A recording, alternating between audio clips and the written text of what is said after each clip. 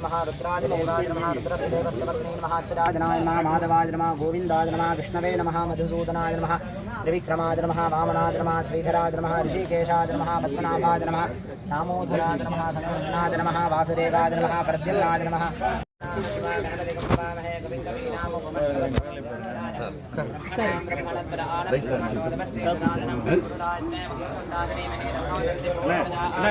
श्रीं ह्रीं क्लीं क्लौं गणपतदेवतनं मे परमाणय स्वाहा जयकदन्ताय मे वक्रतुण्डाय धीमहि तन्नो दन्ति प्रचोदयात्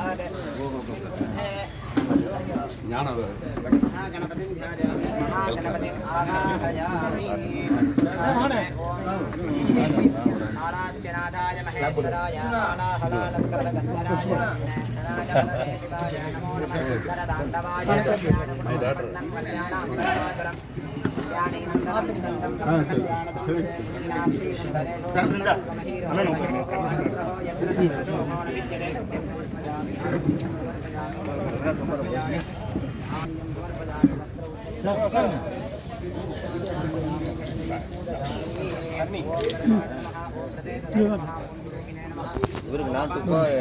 ரெண்டு பேரும்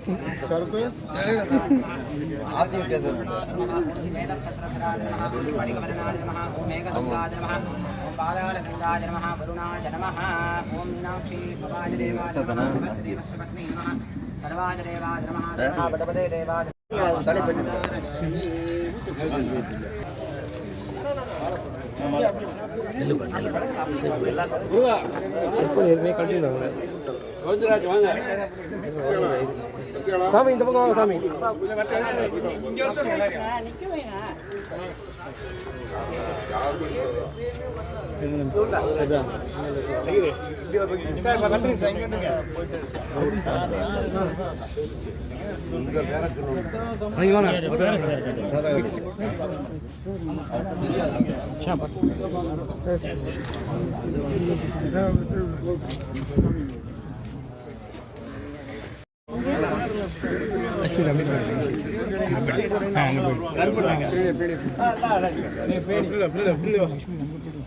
சார் கொஞ்சம் இந்த பக்கம் திரும்பிட்டு சார் கொஞ்சம் பேக்ல போங்க நம்ம பேக்ல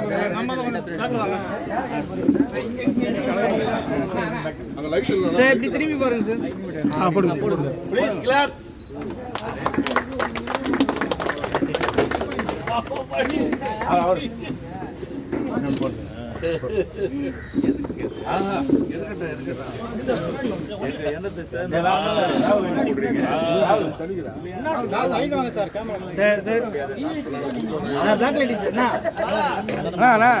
சைட்ல வாங்க நீ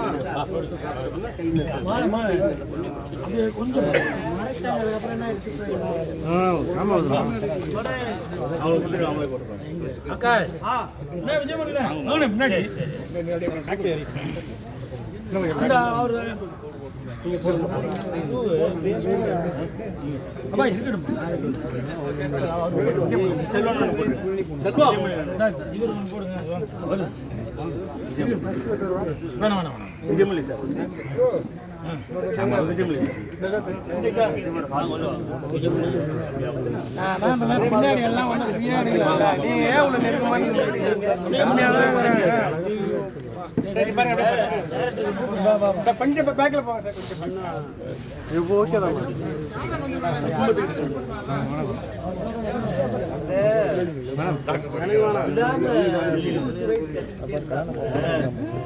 அதுக்கே பேர்ல சித்தப்பா ஒரு படத்துல வந்து அருமையான டைலாக் சொன்னாரு. ஏய் பொண்டாட்டியை தள்ளி வச்சுக்கிறோங்க, நம்ம இப்படி இருக்கணும் அப்படின்னு. இவர் பேச்சை கேட்டோம்னா கோர்ட்டுக்கே போகாம பொண்டாட்டியை பிரிச்சு விட்டுருவாரு. அப்புறம் கல்யாணம் ஃபங்க்ஷனுக்கு போறதா இருந்தா யாரை தேடி பிடிக்கிறதுனா அப்படின்னு சொன்ன கதையாயிருச்சு.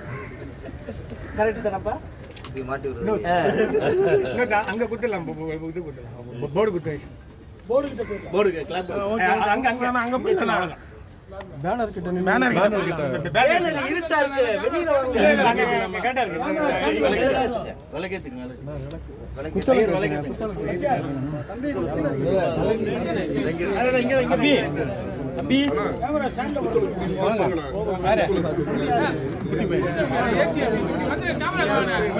கேமரா போயிடலாம், வாங்க மேல ஸ்டாண்டுக்கு போயிடலாம், ட்ரை பண்ணி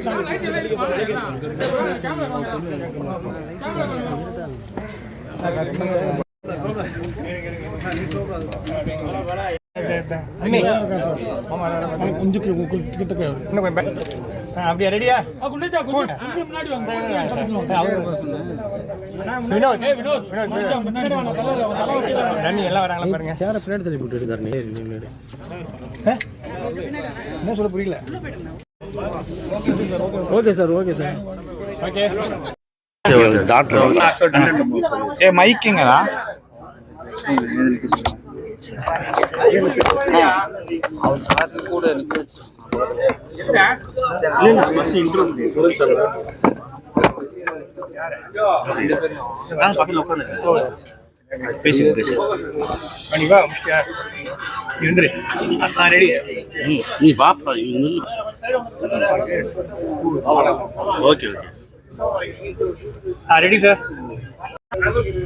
அனைத்து கலைஞர்களுக்கும், தயாரிப்பாளர்களுக்கும், டைரக்டர்களுக்கும், சக நடிகர்களுக்கும், சக நடிகைகளுக்கும், துணை நடிகைகளுக்கும், காமெடி நடிகர்களுக்கும், வந்திருக்கும் தொலைக்காட்சி அன்பர்களுக்கும், ஊடக பத்திரிகை நிருபர்களுக்கும் அனைவருக்கும் என் அன்பான தாழ்ந்த வணக்கத்தையும் மகிழ்ச்சிகரமான வணக்கத்தையும் தெரிவித்துக் கொள்கிறேன். நான் முந்தைய படம் அஸ்டோ லேனான்னு இதே இடத்துல ஆரம்பிச்சேன். பாதி வெற்றி கிடைச்சிருக்கு. இது பேசிக்கிட்டு இருக்கும் போதே செல்வம், வினோத், ராகுல் நாங்கெல்லாம் பேசிக்கிட்டு இருக்கும் போது இப்படி ஒரு கான்செப்ட் இருக்கு, இதை நீங்க செஞ்சா நல்லா இருக்கும்னாங்க. அது வித்தியாசமான ரோலா இருந்தாலும் இன்னும் கொஞ்சம் வித்தியாசமான ரோலா இருக்கட்டுமே அப்படின்னு சொல்லிட்டு ரவுடி தாத்தா அப்படின்னு சொன்னாங்க. ஸோ அதுலேயும் நான் நடிக்கிறதா முடிவு பண்ணி ரவுடி தாத்தா அப்படின்னு செல்வம் பேர் வச்சாரு. வினோத்தும் ஆமோதிச்சாங்க. ராகுல் இதுக்கு டைரக்ட் பண்றாரு. படத்தினுடைய கரு என்னன்னு கேட்டீங்கன்னா, அதுல அஸ்ட்ரோலேனால ஆன்மீகம் கலந்து எல்லாரையும் திருத்துற மாதிரியும், சில விஷயங்களை புரியாத விஷயங்களை எடுத்து சொல்ற மாதிரியும் நான் சொல்லியிருந்தேன். அதுக்கு விளக்கமும் உங்களுக்கு தெரியும். அதுலயும் யூடியூப்ல எல்லாமே நீங்க போட்டீங்க, சிறப்பா அமைஞ்சது. இந்த தொலைக்காட்சி இதுதான் மக்கள்கிட்ட போய் நேரடியாக. எல்லாருக்கும் வணக்கம்.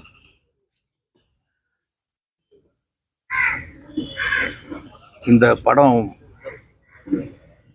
ஆரம்பிச்சிருக்கிற நேரம் ரொம்ப நல்ல நேரமாக இருக்குது. அதாவது சின்ன பட்ஜெட் படங்கள்லாம் பெரிய வெற்றி அடைகிற ஒரு காலத்தில் இந்த படத்தை ஆரம்பிக்கிறாங்க. அதே மாதிரி இந்த படமும் பெரிய வெற்றி அடையணும்னு நான் உங்களுக்கு வாழ்த்துறேன். இது ஒரு சினிமாவுக்கு ஒருத்தர் வர்றது பெரிய விஷயம் இல்லை. யாராக இருந்தாலும் கூட இங்கே இருக்கிற அத்தனை பேருமே ஏதாவது ஒரு வகையில் அவங்களுடைய சாப்பாடை சாப்பிட்றோம். அதனால் எல்லாரும் நன்றியோடு உழைச்சி, சின்ன படம் பெரிய படம் அப்படிங்கிறது சைஸில் கிடையாதுங்க. ஸ்க்ரீனில் வரும்போது எல்லாம் ஒரே சைஸ் படம் தான். இத்தனை மைக்கு அப்போ இதுக்கு அப்புறம் சவுண்டாக எப்படி பேசுறது? அவ்வளோதான் என் வரும் எனக்கு. இங்கே மைக் இருக்குது, இதை விட சவுண்டாக பேசுனா எப்படி பேசுறது? கேட்கலையா உங்களுக்கு? அப்புறம் எதுக்கு அவர் சொல்கிறாரு? உங்களுக்கு கேட்கலையோ? அப்போ நீங்கள் இப்படி வந்துடுங்க. அதனால் சின்ன படம் பெரிய படம்ங்கிறது ஸ்க்ரீனில் கிடையாது, ப்ரெசன்டேஷனில் தான். உங்களுக்கு கிடைச்ச வாய்ப்பை இயக்குனருக்கு சொல்கிறேன். எங்கே காண வர இங்கே நீங்கள் தான் சொல்கிறீங்களா? அப்போ உங்களுக்கு என்ன கொஞ்சம் சத்தம் மொத்தம் பேசணும். இந்த கிடைக்கிற வாய்ப்பை பயன்படுத்தி ஸ்கிரிப்டு, கதை, மேக்கிங், அதுதான் படத்தை டிசைட் பண்ணுது. பொருட்செலவு கிடையாது. இப்போ நிறைய படங்கள் அந்த படம் டூரிஸ்ட் ஃபேமிலி, ஆண் பாவம் பொல்லாதது, இப்போ யூத்து, அதுக்கப்புறம் அதுக்கு முன்னே நிறைய படங்கள் சின்ன சின்ன படங்கள்லாம் நிறைய ஓடி இருக்கு. தாய் கிழவி இப்போ வந்து பரவாயில்ல, அது அவர் ஞாபகம் வச்சிருக்காரு பாருங்க. அந்த தாய் கிழவி நிறைய படங்கள் ஓடி இருக்குங்க. இத்தனை படங்கள் இது வரைக்கும் ஓடினதில்லை. பெரிய படங்களை ஜெயிக்கிற மாதிரி படங்கள் வந்திருக்கு. நீங்களும் உங்கள் கையில் தான் இருக்குது. உங்கள் பேனா பேப்பர், உங்களுடைய கான்சன்ட்ரேஷன், ரொம்ப என்ன பட்ஜெட் கொடுத்தாங்களோ அந்த பட்ஜெட்டுக்குள்ளே முடித்து அவரை காப்பாற்ற வேண்டியது உங்கள் கடமை. அதுக்கு என்னுடைய வாழ்த்துக்கள். நன்றி. இது பேரரசு அவர்கள் சிறப்புரை ஆற்றுவார்கள். படிச்சாப்பதான் டேட் வைக்கணும்.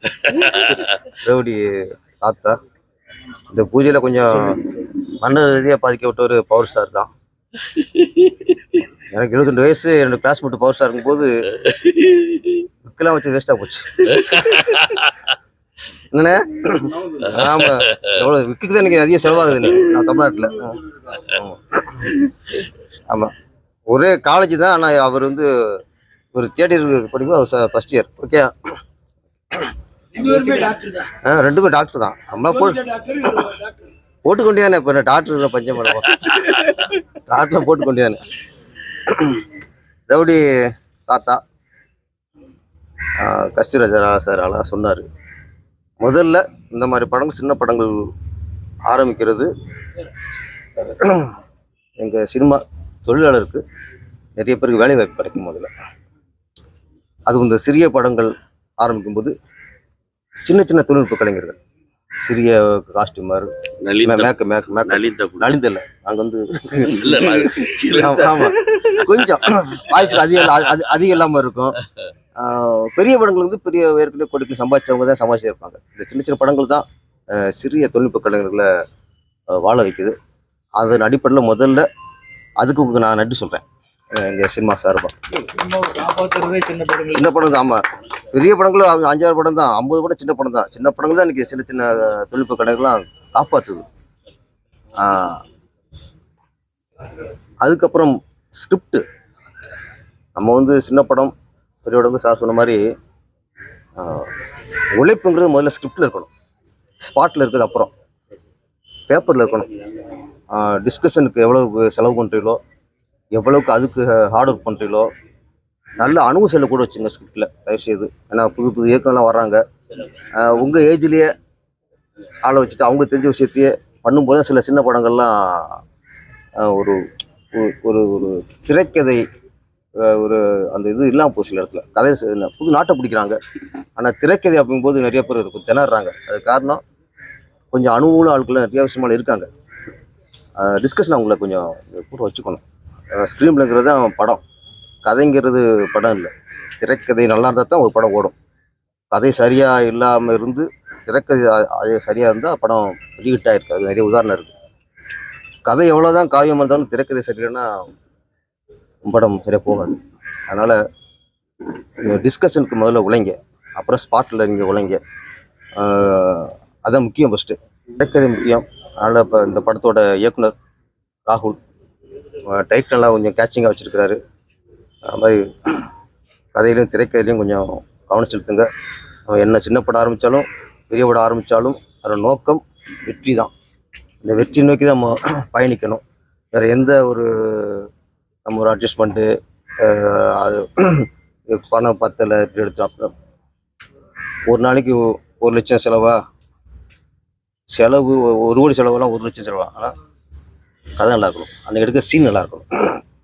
நாங்கள் ஆடிஷன் பார்க்கும்போது, மக்கள் பார்க்கும்போது அங்கே படத்தை செலவு பார்க்க மாட்டாங்க யாரும். என்ன கதை சொல்ல வர்றாரு, என்ன வசனம், என்ன திரைக்கதை, அதுதான். அதனால் இந்த ரவுடி தாத்தா எங்கள் கோட்டையிலேருந்து இங்கே ஜோசிய பரம்பரை அதுவும் எங்கள் சிவகங்கை சாம்ராஜ்யம். அவர் சிவகங்கை சீம்பிலேருந்து வந்திருக்கிறாரு.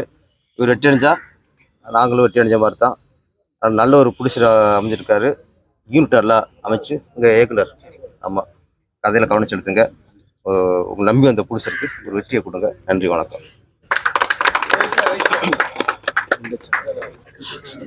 அவரே பிடி சார், வாழ்த்து சொல்லிடுறேன் சார். நன்றி சார். நன்றி டைரக்டர் வினோத் சார். ராகுல் வாழ்த்து சொல்லி. வணக்கம்.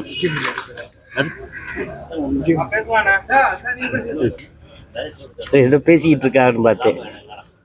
ரவுடி தாத்தான்னு பேர் வச்சதுக்கு பதிலாக பேசாம அரமண தாத்தான்னு வச்சிருக்கலாம். அரமண சோசியர். ஏன்னா எங்க அரமனையில் உள்ளவங்களுக்குள்ள இவர் சாதகம் கணிச்சு கொடுப்பாரு. முக்கியமா ஒருத்தனுக்கு நேரம் சரியில்லைன்னா சொல்லக்கூடிய ஆள். இவரை போய் ஐயாவை பார்த்தேன். ஒரு கோயில் கும்பாபிஷேகம். அந்த கோயில் கும்பாபிஷேகத்தில் எதுவுமே சொல்லலை. கருப்பு வந்துட்டீங்களா அப்படின்னு பேசினாரு.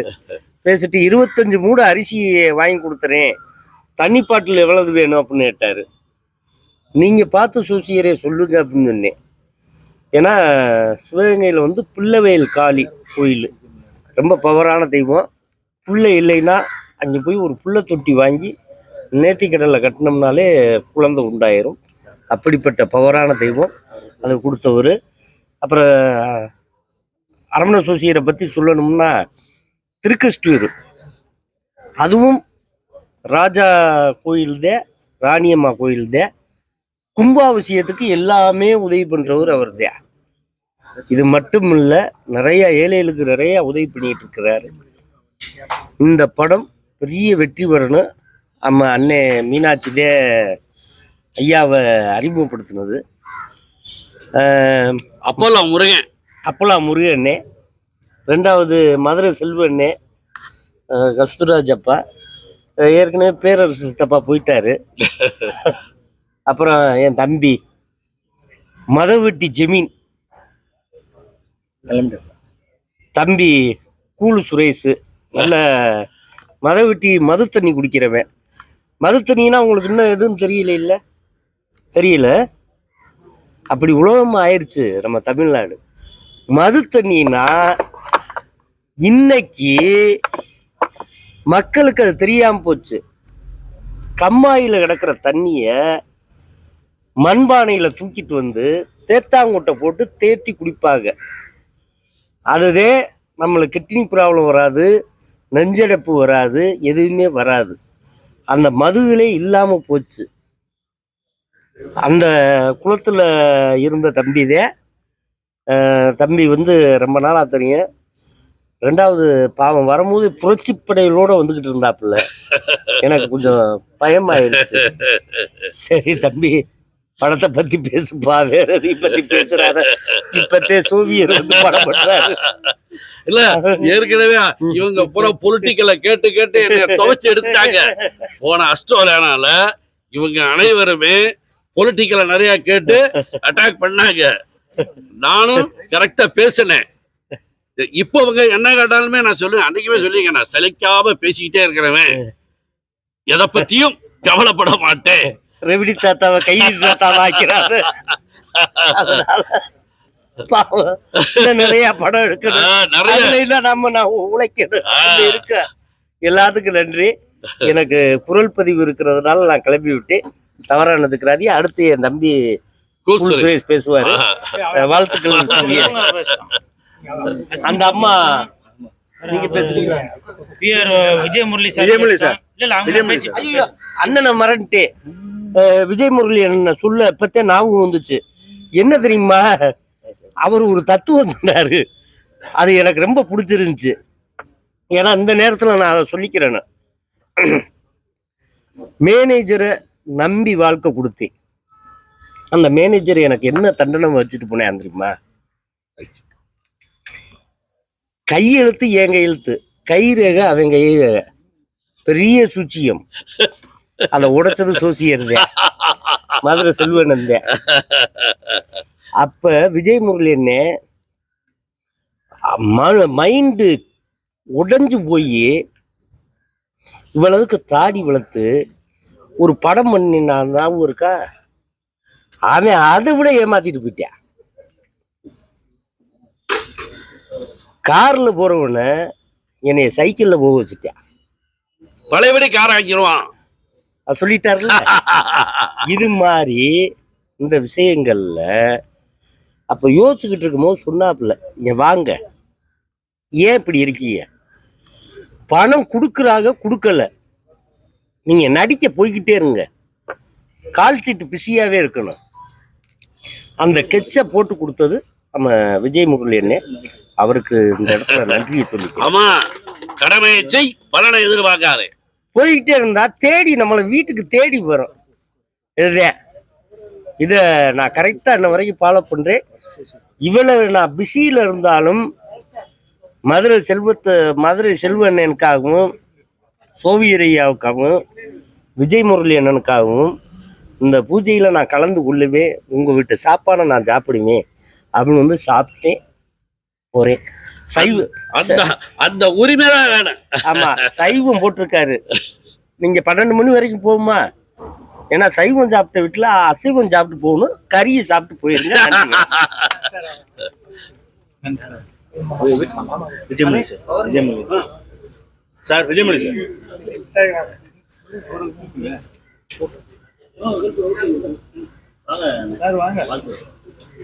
சீனிவாசன் சொல்லுங்க. ஸ்வீதா.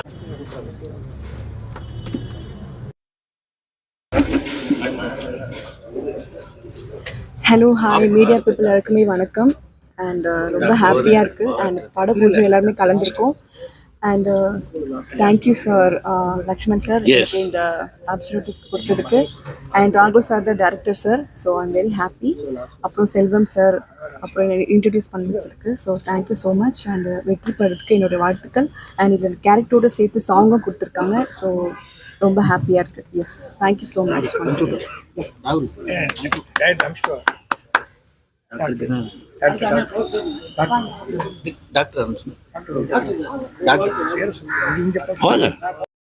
பட பூஜையில் நம்ம எல்லாரும் கலந்துருக்கோம்.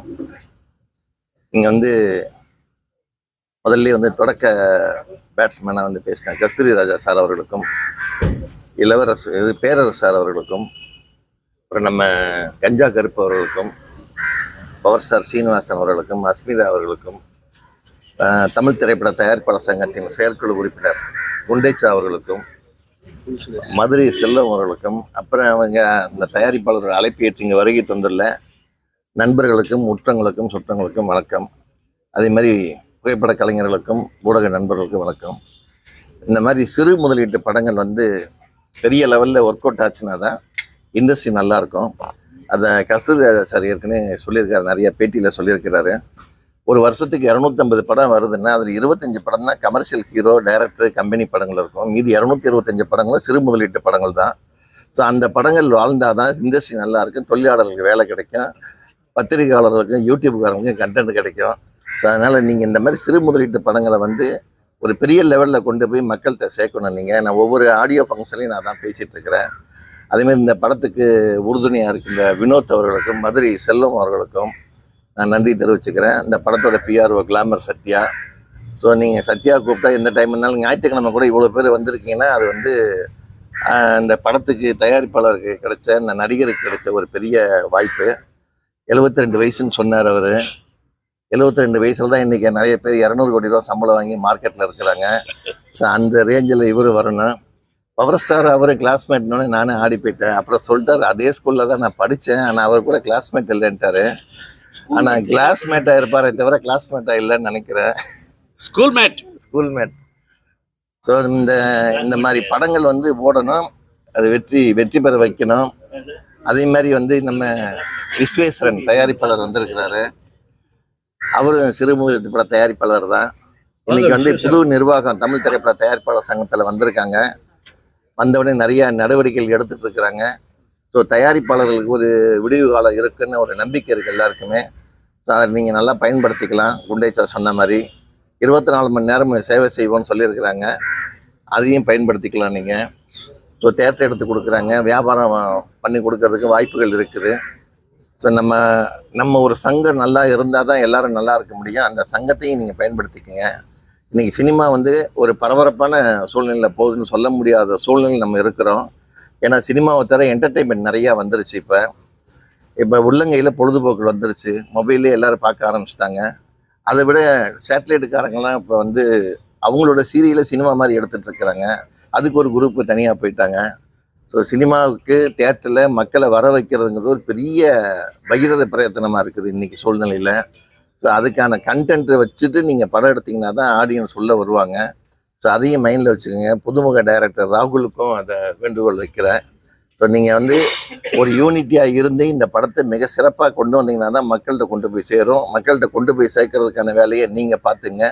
இந்த படம் மிகப்பெரிய வெற்றியடைய எல்லாம் வல்ல இறைவனை விடைபெறுகிறேன். நன்றி, வணக்கம்.